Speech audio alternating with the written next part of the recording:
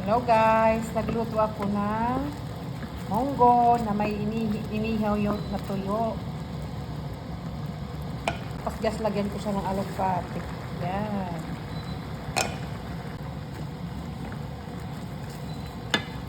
Then lagyan natin ng gata.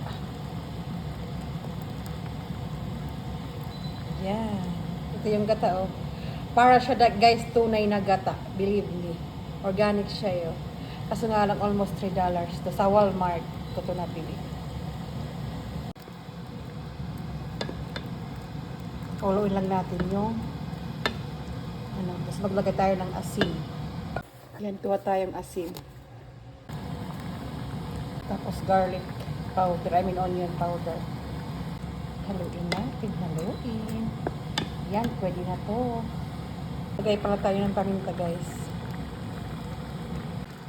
Yan. Thank you for watching.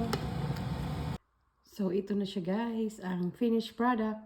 Kain po.